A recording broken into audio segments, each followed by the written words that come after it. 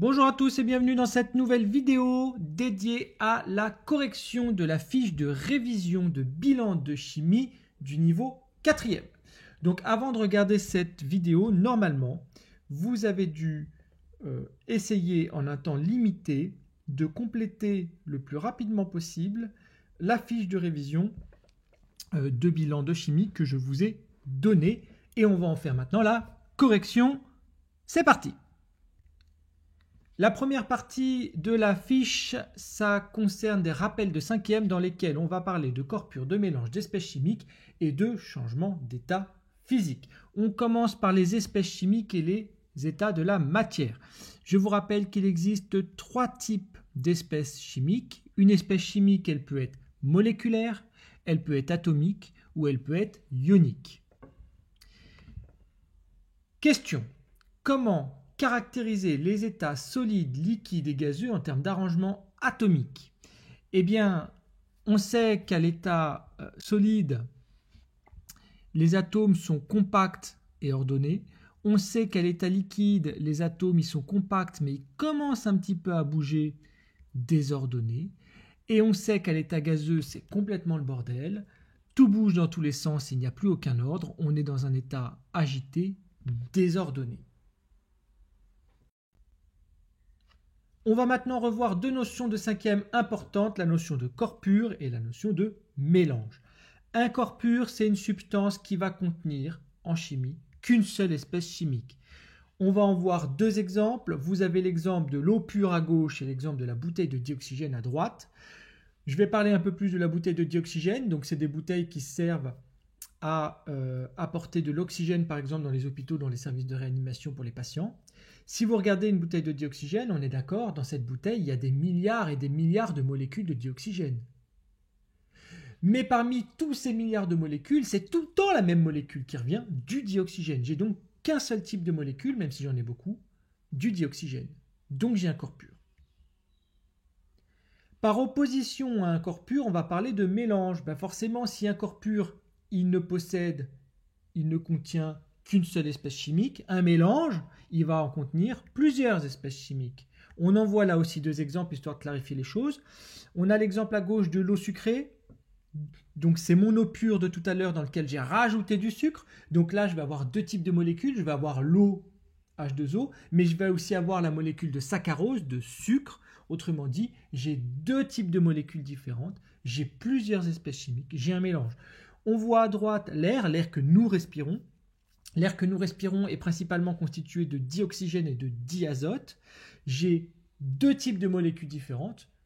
Plein de molécules de dioxygène. Plein de molécules de diazote. Il n'en reste pas moins que j'ai 2 molécules différentes, donc plusieurs espèces chimiques. J'ai un mélange.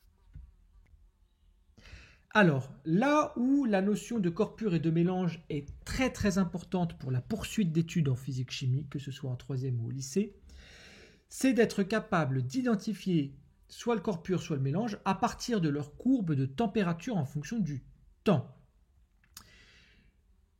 On regarde par exemple la première courbe. J'ai le tracé de la température en fonction du temps. Comment savoir si cette courbe, elle correspond à un mélange ou un corps pur? Il y a une technique qui est très simple. Cette courbe, on sait que c'est un mélange parce qu'il n'y a pas de palier de température. Et oui, si je regarde maintenant la 2e courbe, c'est ce que vous avez normalement fait en 5e, les changements d'état physique. Lorsque vous tracez la température en fonction du temps et que vous obtenez un palier de température, alors vous pouvez dire que c'est un corps pur. Donc la 2e courbe est un corps pur, correspond à un corps pur car il y a un palier de température. Donc d'un seul coup d'œil, lorsque vous avez une courbe température en fonction du temps, vous êtes capable de dire si c'est un mélange ou un corps pur en fonction de la présence ou non d'un palier de température. Donc pas de palier de température mélange, j'ai un palier de température, j'ai un corps pur. Donc voilà pour les révisions de 5e. Vous devez être capable de proposer une expérience qui permet d'étudier un changement d'état physique. D'accord ? Eh bien, par exemple, le changement d'état physique auquel on peut s'intéresser, c'est l'ébullition de l'eau. Donc je vais prendre une casserole que je vais chauffer, je vais utiliser un thermomètre et un chronomètre, et ça va me permettre de tracer la courbe de la température en fonction du temps. Alors concrètement, comment faire le schéma de cette expérience? Eh bien, je prends une plaque chauffante, Je schématise une casserole d'eau en mettant bien en légende que c'est une casserole d'eau. Je vais utiliser un thermomètre, donc je mets bien la légende d'un thermomètre. Et pour relever la température au cours du temps, il me faut la mesure du temps, donc il me faut un chronomètre. Le protocole de l'expérience, c'est dire étape par étape ce que l'on fait pour que quelqu'un puisse reproduire la même expérience que vous.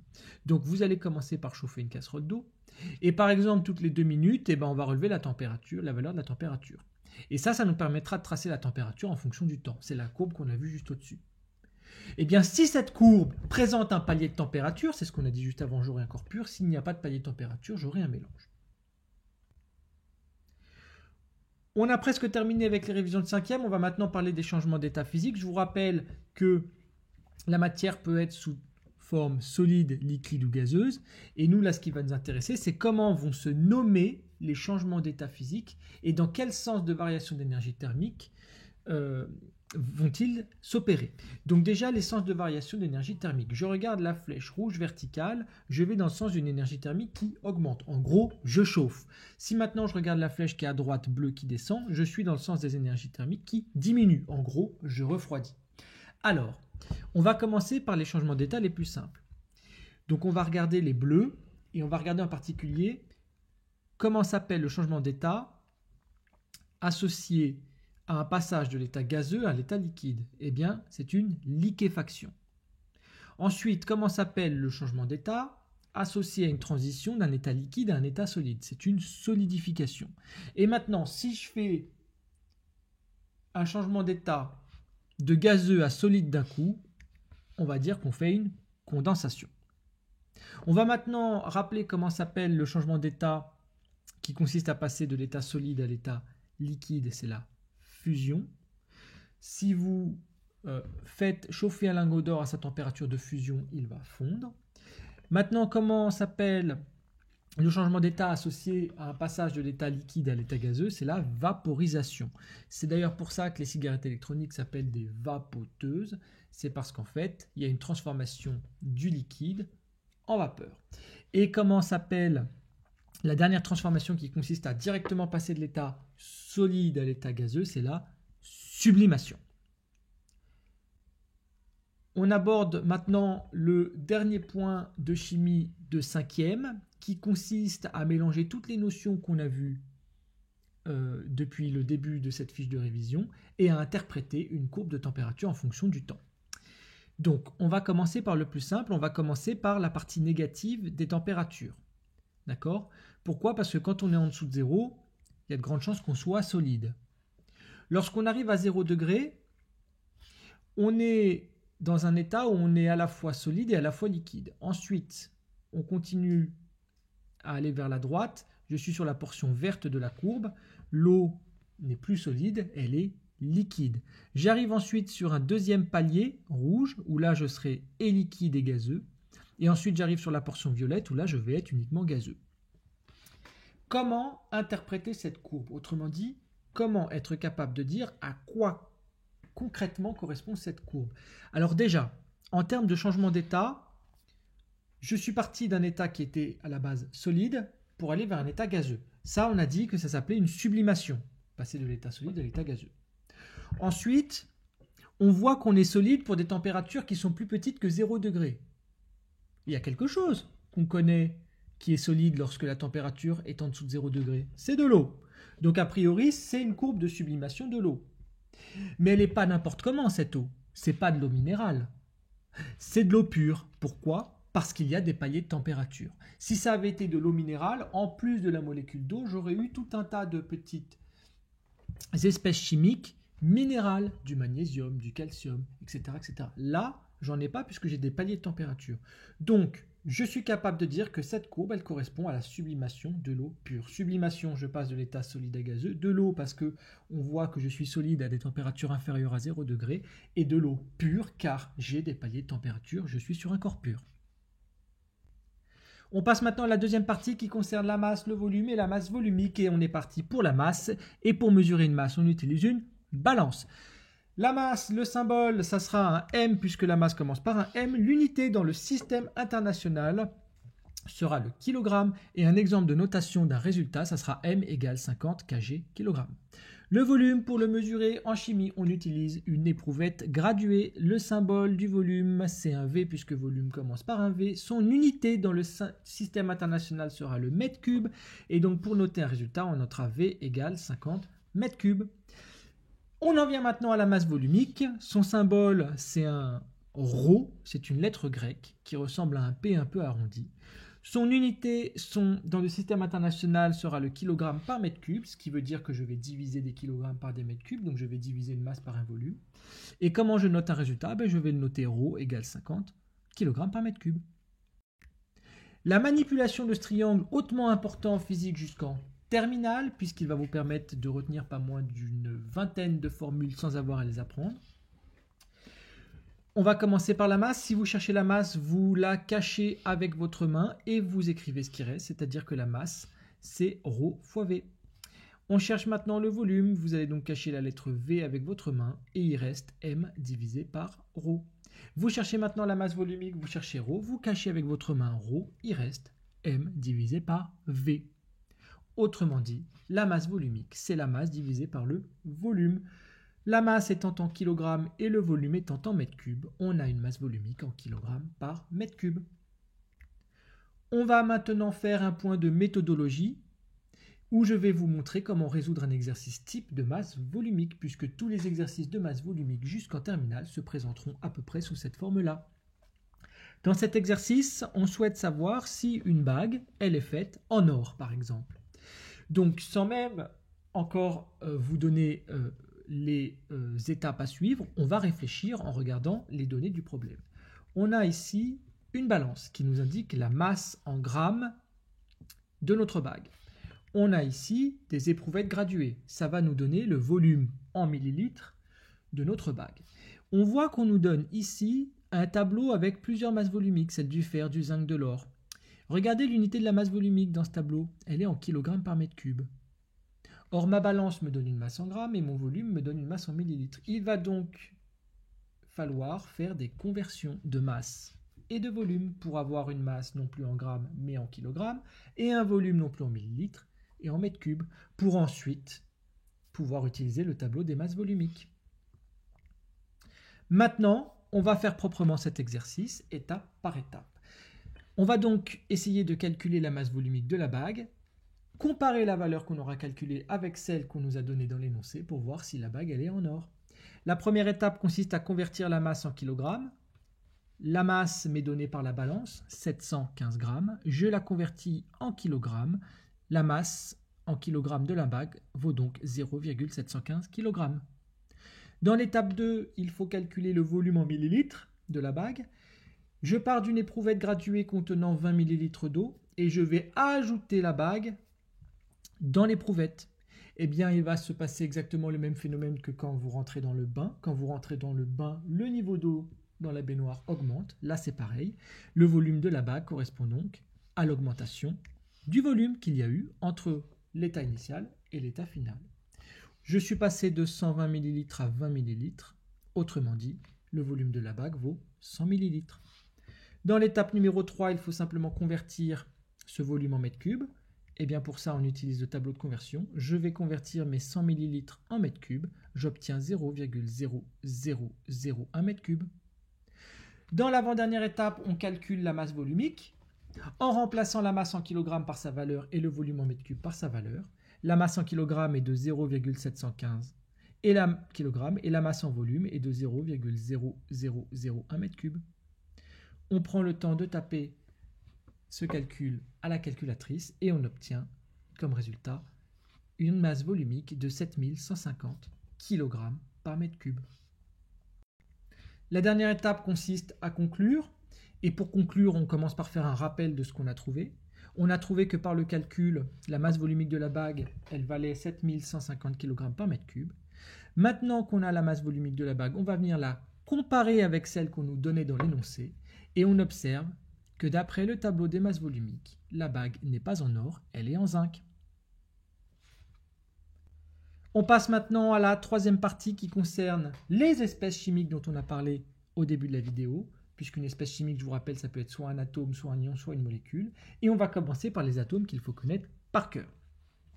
L'hydrogène, ça se note H, l'oxygène, ça se note O, le carbone, ça se note C, l'aluminium, c'est A majuscule, L minuscule, le fer, ça sera un F majuscule, E minuscule, le cuivre, ça sera Cu avec un C en majuscule et un U en minuscule, le chlore, ça sera un C majuscule, un L minuscule, l'azote, ça sera N, puisqu'en anglais c'est du nitrogène, le sodium, ça sera Na, puisque c'est en latin, ça vient d'un mot dont la racine latine, est du natrium.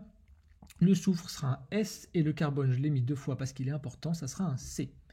Vous devez être capable de définir ce qu'est une molécule et de faire la différence entre un nombre d'atomes et une molécule. Une molécule, c'est un assemblage d'atomes qui sont reliés les uns aux autres par des liaisons chimiques.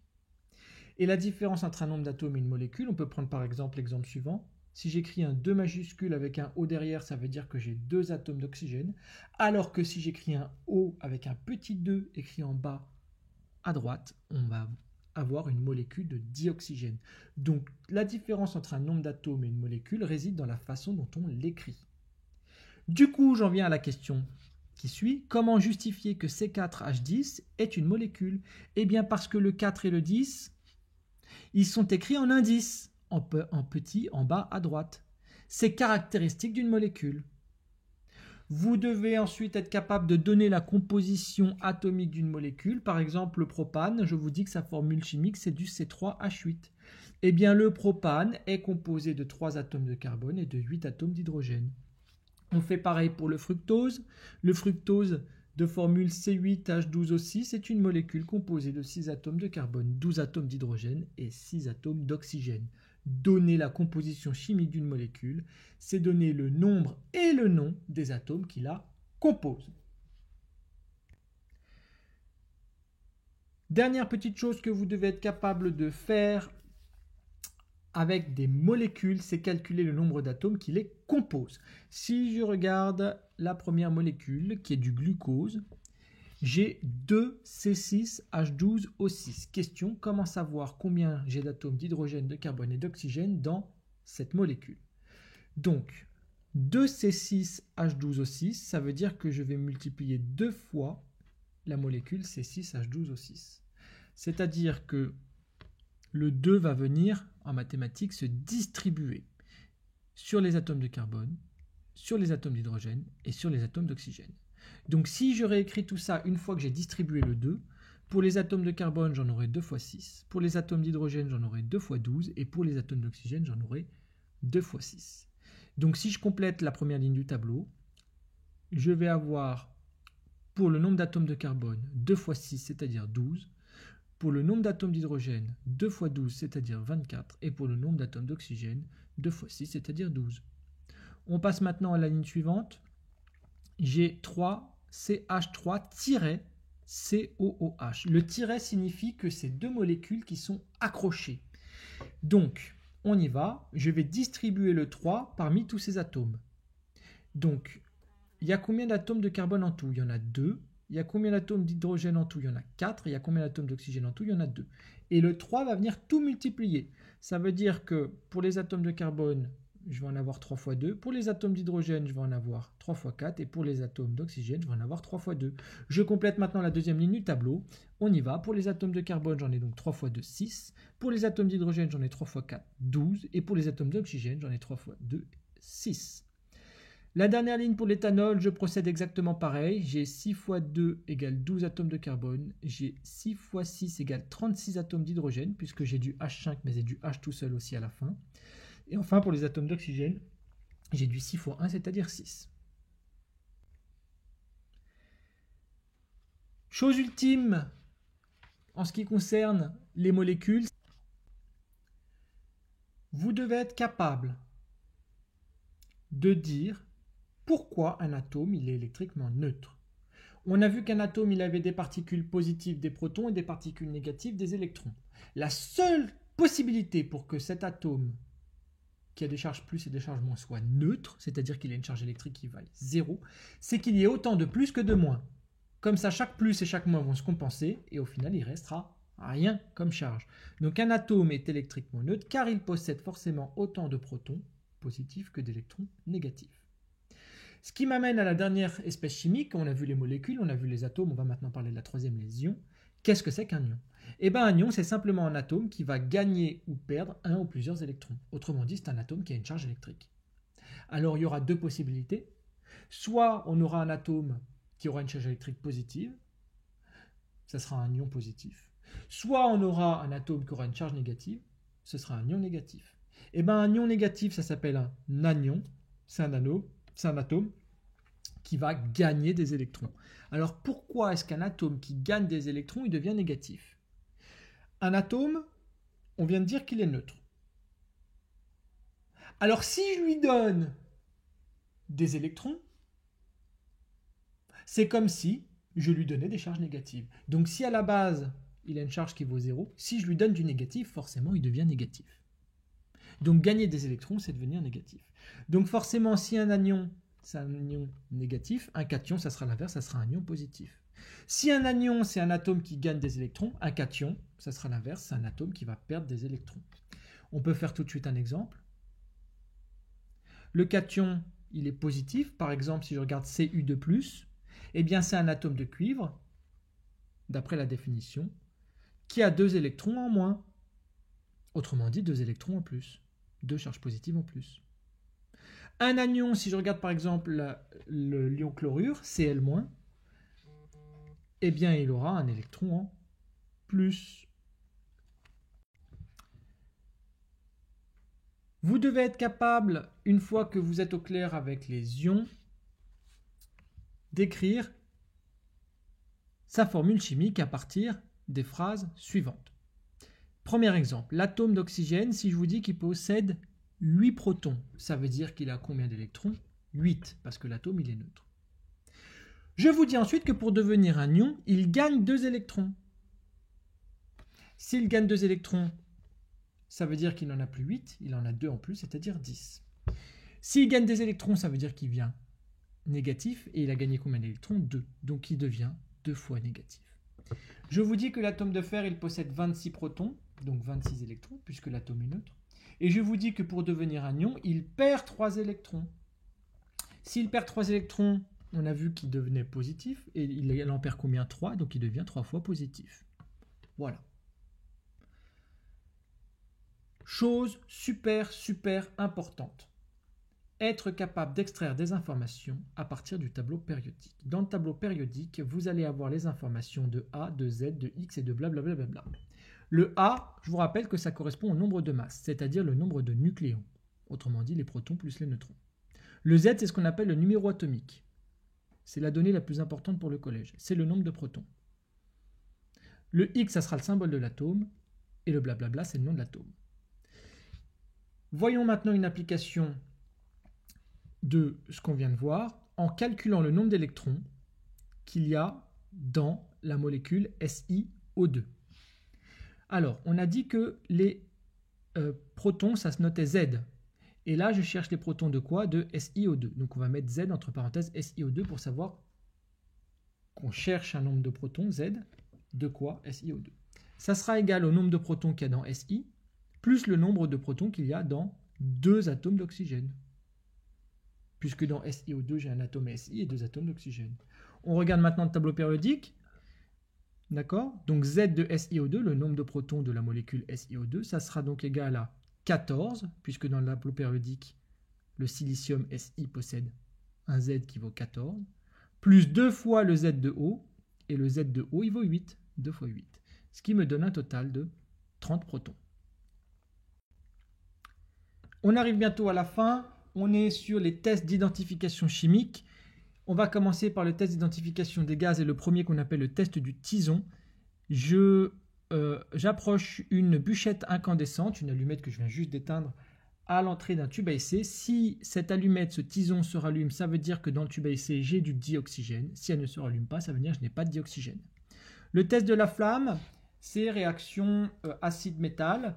Si j'approche une allumette d'un tube à essai et qu'il y a une explosion, ça veut dire que j'ai un gaz hautement inflammable dans mon tube à essai, du dihydrogène H2. S'il n'y a pas d'explosion, je n'ai pas de dihydrogène. Le test de l'eau de chaud, Si l'eau de chaux se trouble et devient blanchâtre, ça veut dire que j'ai présence de dioxyde de carbone CO2. Si elle reste claire et transparente, je n'ai pas de CO2. Le test de l'eau, je pars de sulfate de cuivranite. S'il reste blanc, je n'ai pas d'eau. S'il devient bleu, j'ai de l'eau, présence d'eau. Et enfin, le test des ions.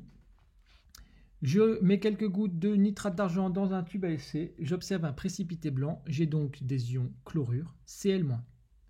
Si je mets de la soude ou de l'hydroxyde de sodium dans un tube à essai et que j'ai un précipité bleu, ça veut dire que j'ai des ions cuivre 2 de formule Cu2+. Si en mettant de la soude, j'ai un précipité vert, verdâtre, j'ai des ions fer2, Fe2+. Et enfin, si le précipité en mettant de la soude devient couleur rouille, ça veut dire que j'ai des ions fer3, Fe3+. Maintenant que vous avez complété les différents tableaux des tests d'identification, vous devez être capable de pouvoir répondre aux questions suivantes, qui sont des questions classiques de brevet. Autrement dit, vous devez être capable d'identifier une espèce chimique, que ce soit un atome, un ion ou une molécule, à partir de résultats de tests caractéristiques, en gros un tableau de données. Donc, on commence par lire la consigne en gras. On vous dit qu'après l'ajout de quelques gouttes d'une solution détectrice dans un tube à essai, on observe la formation d'un précipité blanc. Première question, quelle est la solution détectrice qui a été utilisée? Eh bien, vous regardez dans quel cas j'ai un précipité blanc qui se forme et vous en déduisez la solution détectrice. Donc la solution détectrice ici, c'est de l'hydroxyde de sodium qu'on appelle de la soude. Deuxième question, quelle espèce chimique est présente dans le tube? Eh bien, vous allez un peu plus loin et vous voyez que ça permet de mettre en évidence des ions aluminium. Donc le tube à essai contient des ions aluminium. Et enfin, quel gaz est formé lors de la réaction d'un acide et d'un métal? Il faut se souvenir du test de la flamme qui correspond à une réaction acide-métal. Eh bien, le gaz qui est mis en évidence, c'est du dihydrogène H2. Dans l'avant-dernière partie, on va maintenant parler des transformations physiques et des transformations chimiques. On commence par les transformations physiques. J'ai une substance de départ, une substance d'arrivée. Si j'ai une transformation physique, la substance de départ et la substance d'arrivée sont les mêmes. Exemple, j'ai un glaçon à l'état solide. Je le laisse fondre, je vais avoir de l'eau liquide. Dans les deux cas, j'ai bien la même substance de départ de l'eau, elle n'est juste plus sous la même forme. Autrement dit, une transformation physique, c'est une transformation dans laquelle je vais avoir une modification de la forme et de l'aspect de ma substance. On peut donner deux exemples. Premier exemple, un glaçon qui fond. J'ai bien de l'eau au début et à la fin, j'ai juste pas le même état physique. Ou la torsion d'une barre de métal. Vous tordez une barre de métal, au début votre barre elle est droite, après elle est tordue. Dans les deux cas, à la base, vous avez une barre de métal, de fer. Le fer, les atomes de fer n'ont pas disparu, ne se sont pas transformés, ils sont les mêmes, c'est juste la forme de la barre qui a changé. J'ai une transformation physique. On va maintenant passer aux transformations chimiques, et avant de vraiment taper dans le dur, on va surtout clarifier vraiment la différence qu'il y a entre une transformation chimique et une transformation physique. Et ensuite, dans 95% des cas, nous, on s'occupera uniquement des transformations chimiques.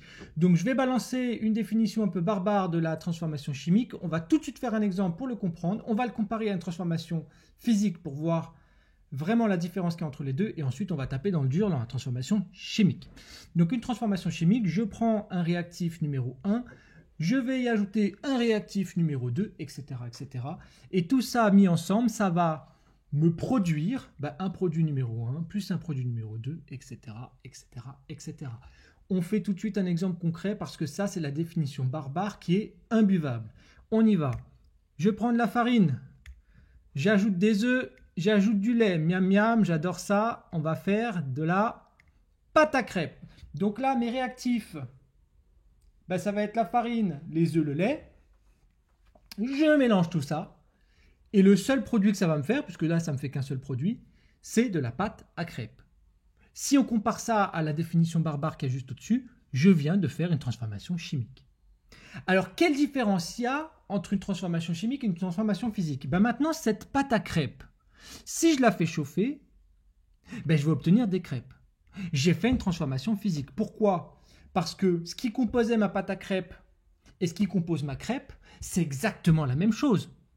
La seule différence qu'il y a entre les deux, c'est que avant cuisson, ma pâte, elle est dans l'état physique liquide. Après cuisson, elle est dans un état physique solide. Donc j'ai simplement une différence d'aspect, j'ai une transformation physique. Je n'ai pas changé ce qui composait ma pâte ni ce qui composait ma crêpe. C'est les mêmes ingrédients. Donc voilà la différence entre une transformation chimique et une transformation physique.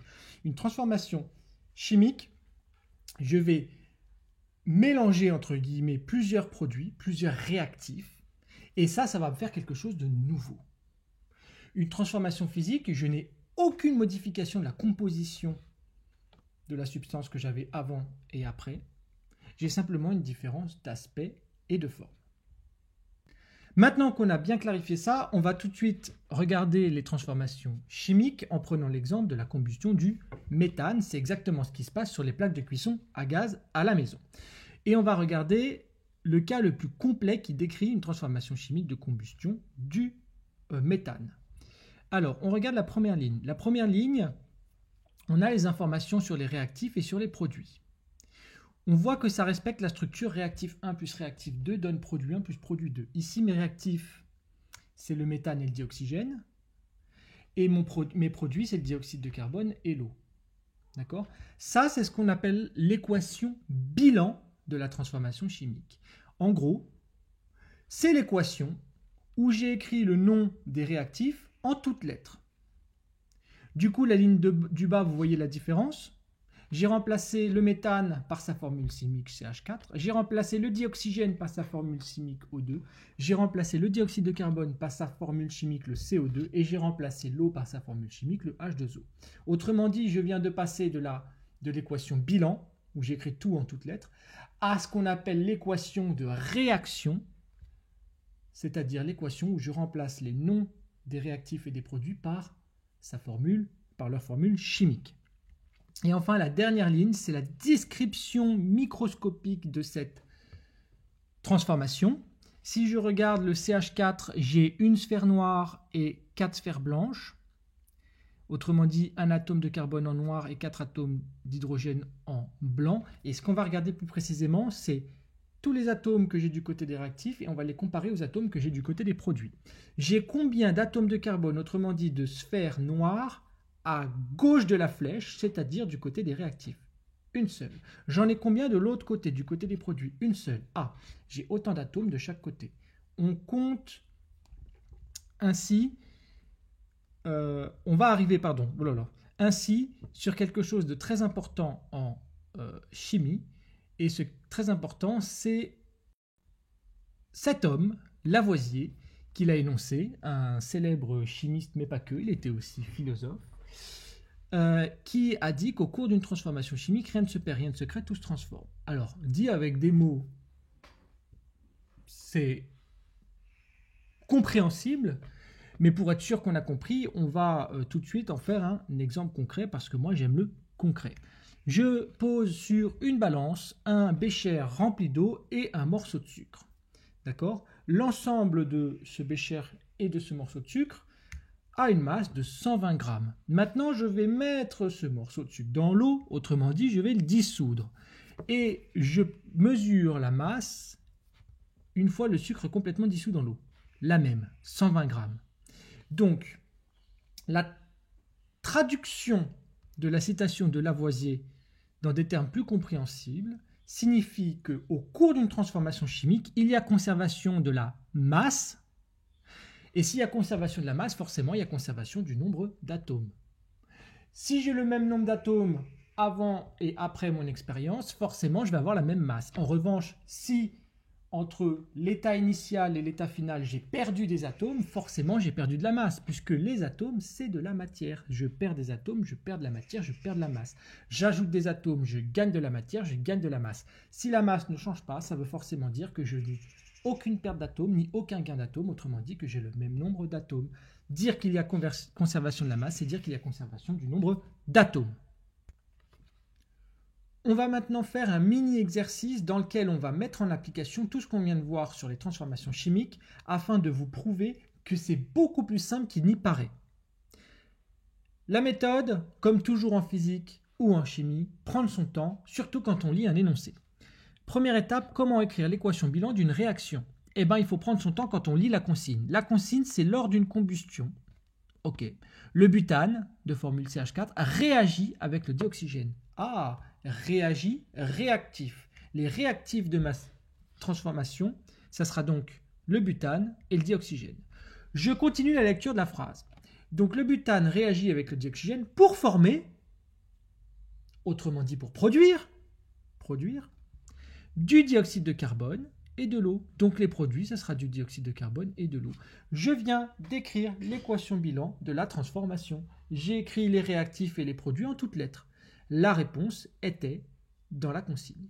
Et bien vous allez voir qu'on va maintenant passer à la deuxième étape. On va écrire l'équation de la réaction. C'est-à-dire qu'on va transformer les mots butane, dioxygène, dioxyde de carbone et eau par leur formule chimique. Alors le butane, c'est donné dans la consigne, c'est du CH4. Le dioxygène, vous connaissez, c'est du O2. Le dioxyde de carbone, vous connaissez, c'est du CO2. Et l'eau, vous connaissez, c'est du H2O. Je viens d'écrire l'équation de réaction de la transformation chimique. Donc, équation, bilan, j'écris les réactifs et les produits en toutes lettres.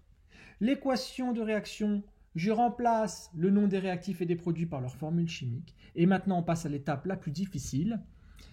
Je vais vous demander d'être capable d'ajuster les coefficients stoichiométriques d'une équation de réaction chimique en utilisant le principe de conservation de la masse. On y va doucement. Déjà, on commence par réécrire l'équation de réaction.